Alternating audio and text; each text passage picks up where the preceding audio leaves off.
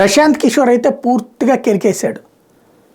ఎందుకంటే కొడాలి నాని రంగంలోకి వచ్చాడు. కొడాలి నాని, పేర్ని నానీలు ఓ రకంగా క్రైసిస్ మేనేజర్లు అనే కంటే కూడా రివర్స్ క్రైసిస్ బ్యాచ్. వీళ్ళ మాటల్లో పదును ఎక్కువ ఉంటుంది. పేర్ని నాని వచ్చేటప్పటికి పాయింట్తో కొడతాడు అవతల వాళ్ళని, బూతులు తిట్టడు, పాయింట్తో కొడతాడు, ఇన్డెప్త్గా మాట్లాడతాడు. కొడాలి నాని వచ్చేటప్పటికి తిట్లతో మాస్ ఫీలింగ్ తీసుకొస్తాడు.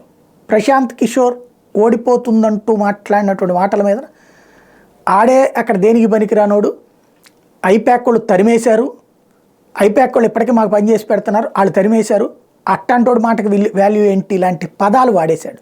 అంటే ప్రశాంత్ కిషోర్ మాట్లాడిన మాటని తెలుగుదేశం అనుకూల మీడియా హైలైట్ చేయడం ఒక ఎత్తు అయితే వాళ్ళ సోషల్ మీడియా అది తమ మీద ప్రభావం చూపెడుతుందని వైసీపీ అంతే బలంగా భావించింది. అందుకోసమనే ప్రతి ఒక్క వైసీపీ నేత తిట్టిపోయడం ప్రారంభించాడు.